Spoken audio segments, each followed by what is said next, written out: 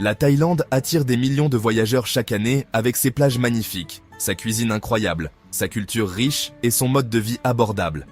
Pourtant, après leur arrivée, certains se plaignent rapidement des règles du pays. Pourquoi dois-je déclarer où je loge? Pourquoi ne puis-je pas travailler ici sans autorisation appropriée? Pourquoi ai-je été verbalisé pour avoir conduit une moto? Pourquoi y a-t-il des restrictions sur l'achat d'alcool à certaines heures? Des commentaires comme ceux-ci sont assez courants, et pour beaucoup, ces règles peuvent sembler surprenantes, voire un peu frustrantes, quand on essaie juste de profiter de son voyage. Mais voici quelque chose d'intéressant à considérer. Si ces mêmes règles, ou des versions similaires, existaient dans votre pays d'origine, vous sembleraient-elles toujours déraisonnables? Souvent, nous constatons que non. De nombreuses réglementations rencontrées à l'étranger ont des équivalents dans les pays occidentaux et ailleurs dans le monde. La différence n'est pas toujours la loi elle-même. Plus souvent, c'est une question de perspective et d'adaptation à un système légal et culturel inconnu. Dans cette vidéo, nous allons explorer certaines réglementations courantes que les voyageurs rencontrent en Thaïlande, les comparer avec des pratiques similaires à travers le monde, et comprendre pourquoi le même type de règle peut sembler parfaitement normal chez soi, mais peut être un peu inattendu, voire gênant, dans un nouvel endroit. Il ne s'agit pas d'ignorer les frustrations de quiconque, ni de dire que la Thaïlande est sans ses défis uniques. Il s'agit d'acquérir une compréhension plus large. Plongeons-y. Beaucoup de gens demandent « Pourquoi ne puis-je pas simplement rester où je veux sans le signaler ?» Si vous n'avez jamais rencontré une telle exigence auparavant, il est tout à fait compréhensible que cela puisse vous sembler inhabituel au début. Une chose qui surprend certaines personnes séjournant en Thaïlande pour une période prolongée est que leur lieu de résidence peut devoir être signalé aux autorités de l'immigration. Au début, cela peut sembler inutile, et la question immédiate est souvent « Pourquoi le gouvernement a-t-il besoin de savoir où je loge ?» Voici le point intéressant. De nombreux pays ont des systèmes pour savoir où logent les visiteurs internationaux. Les hôtels recueillent régulièrement les informations de passeport. Et dans certains endroits, les visiteurs qui restent plus longtemps sont censés enregistrer leur adresse auprès des autorités locales. La différence est que dans de nombreux endroits, ces procédures se déroulent souvent en coulisses et sont rarement remarquées par les visiteurs. En Thaïlande, cependant, elles deviennent plus visibles, surtout pour ceux qui restent plus longtemps ou demandent une prolongation de visa, où les détails de résidence doivent être correctement signalés. Si un hôte ou un fournisseur d'hébergement ne soumet pas les informations requises, les visiteurs peuvent être invités à les fournir eux-mêmes par la suite. L'objectif reste le même, garder une trace précise des visiteurs et faciliter la gestion de l'immigration. Et ce n'est qu'un exemple.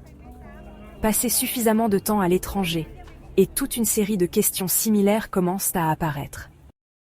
Une autre question qui revient de plus en plus est « Si le travail est en ligne, pourquoi l'emplacement de l'ordinateur portable a-t-il de l'importance ?» C'est une question compréhensible. Après tout, si l'employeur est à l'étranger et que le travail n'est pas destiné à une entreprise locale, il pourrait sembler que les règles d'emploi local ne devraient pas s'appliquer. Cependant, les systèmes d'immigration du monde entier distinguent généralement la simple visite et le travail actif à l'intérieur de leurs frontières. La définition exacte du travail varie d'un pays à l'autre et ces règles continuent d'évoluer.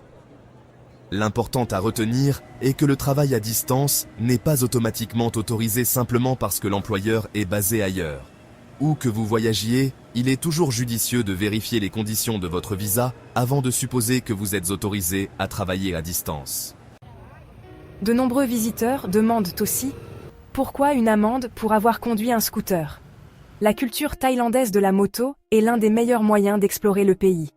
Mais parfois, les visiteurs conduisent sans le permis approprié, un permis de conduire international lorsque requis, ou suffisamment d'expérience de conduite. Lorsqu'une amende est émise, la réaction peut être « Cela n'arrive qu'en Thaïlande ». Mais imaginez la situation inverse. Si quelqu'un visitait votre pays d'origine, louait une moto sans le permis approprié, et s'attendait à ce que les lois locales sur la circulation ne s'appliquent pas, la plupart des gens seraient probablement d'accord pour dire que l'application de la loi est raisonnable. Les routes thaïlandaises sont très fréquentées, et la sécurité routière reste une préoccupation sérieuse. Les exigences en matière de permis existent pour la même raison que dans de nombreux autres pays, pour aider à protéger tout le monde sur la route. Une autre question fréquente est Pourquoi ne peut-on pas vendre de l'alcool quand les gens veulent l'acheter? Pour quelqu'un qui ne connaît pas les règles locales, les restrictions sur la vente d'alcool peuvent sembler inutiles. Pourtant, de nombreux pays réglementent l'alcool d'une manière ou d'une autre.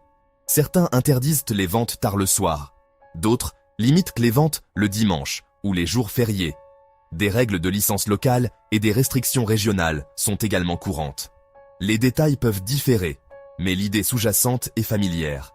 Les gouvernements réglementent la vente d'alcool pour des raisons liées à l'ordre public et à la santé publique. Connaître les règles locales permet simplement d'éviter un désagrément inattendu. Ceux qui envisagent de rester plus longtemps se demandent parfois « Pourquoi ne peut-on pas acheter de terrain aussi facilement que chez soi ?» La propriété immobilière est un autre domaine où les attentes se heurtent souvent à des systèmes juridiques différents. La Thaïlande est loin d'être unique en imposant des restrictions sur la propriété foncière aux non-citoyens. Partout dans le monde, de nombreux pays exigent des approbations spéciales, des structures juridiques, des qualifications de résidence ou des taxes supplémentaires, avant que les ressortissants étrangers puissent acheter certains types de biens. Chaque pays élabore ses lois foncières en fonction de sa propre histoire, de son économie et de ses priorités nationales. Différent ne signifie pas nécessairement inhabituel. Cela reflète simplement le droit d'un pays à décider comment la propriété foncière est gérée. Une autre question que les gens posent parfois est « Pourquoi tous ces contrôles d'immigration ?» Certains voyageurs se sentent mal à l'aise lorsqu'on leur demande de présenter des documents de voyage ou de vérifier leur statut d'immigration. Mais cela fait partie intégrante des voyages internationaux. Partout dans le monde, les visiteurs sont censés respecter les lois locales sur l'immigration, les conditions de leur visa et être munis des documents de voyage nécessaires. Chaque pays a le droit souverain de décider qui entre, combien de temps les visiteurs peuvent rester et sous quelles conditions. La Thaïlande suit simplement le même principe. Ensuite, il y a les frustrations quotidiennes. Qu'y a-t-il de mal à faire un peu de bruit ou à profiter d'une soirée tardive? Certains visiteurs sont surpris lorsque les hôtels, les immeubles d'appartements ou les autorités locales réagissent à un bruit excessif ou à un comportement perturbateur. Pourtant, les communautés du monde entier ont des règles conçues pour protéger les résidents des nuisances inutiles. Les plaintes pour tapage nocturne, les lois sur les troubles à l'ordre public et les règlements visant à maintenir l'ordre public existent dans presque tous les pays. La manière dont elles sont appliquées peut différer, mais l'objectif est le même partout: concilier la liberté individuelle et le respect de tous les autres. Et enfin, la question souvent répétée. Pourquoi ne puis-je pas obtenir une prolongation de visa ou naviguer dans ces processus d'immigration sans tant de tracas? Les procédures d'immigration sont peut-être l'un des aspects les plus fréquemment discutés des voyages internationaux. Prolongation de visa, limite de durée de séjour, documents financiers, exigences de déclaration. Pour beaucoup, cela peut sembler inutilement compliqué. Cependant, les systèmes d'immigration du monde entier impliquent une documentation et des procédures établies. Toute personne qui voyage à l'étranger doit respecter les lois et conditions d'entrée du pays visité. La Thaïlande ne fait pas exception. Chaque pays établit des règles pour le tourisme, l'emploi, la retraite, l'éducation et la résidence à long terme, dans le cadre de la gestion de ses frontières et de son système d'immigration. Ce sont simplement des mécanismes administratifs normaux que tous les gouvernements utilisent. Après avoir examiné tous ces exemples, une question plus intéressante commence à émerger. Pourquoi des règles qui semblent parfaitement ordinaires chez soi paraissent-elles si différentes lorsqu'on les vit à l'étranger ? Souvent, tout se résume à notre perspective. Lorsque nous vivons dans notre pays d'origine, bon nombre de ces règles ne nous concernent tout simplement pas directement. Nous pensons rarement au visa, au permis de séjour ou aux autorisations de travail, car ces exigences sont généralement conçues pour les visiteurs, pas pour les citoyens. Parce que ces systèmes complexes nous affectent rarement personnellement, nous tenons simplement notre position de citoyen pour acquise. Puis nous voyageons à l'étranger, et soudain, c'est nous qui naviguons dans les procédures d'immigration, les conditions de visa, les exigences de résidence et les réglementations locales. Les règles que les résidents locaux remarquent à peine peuvent nous sembler inconnues, voire gênantes, simplement parce que nous les découvrons pour la première fois. Être en vacances peut aussi façonner nos attentes. Beaucoup de gens associent le voyage à la liberté et à la détente, pas à la paperasse ou aux réglementations.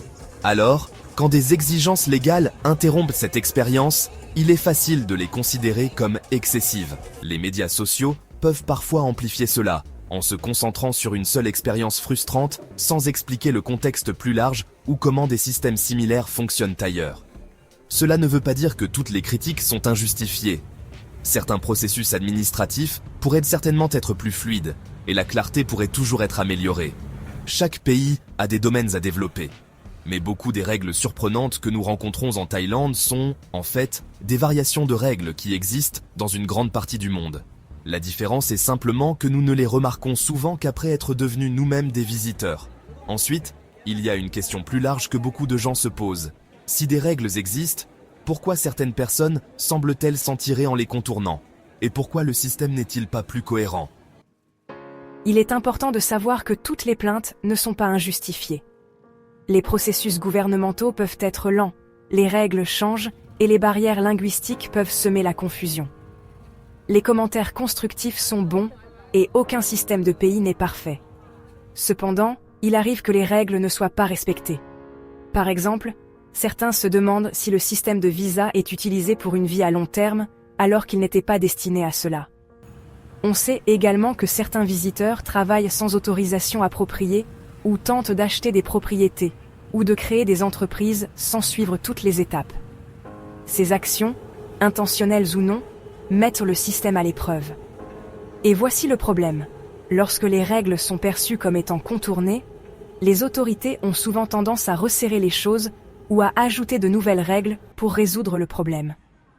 Malheureusement, ces changements, destinés à empêcher les abus, peuvent parfois créer plus de tracas ou de paperasse pour les visiteurs honnêtes et respectueux des lois, qui essaient de faire les choses correctement.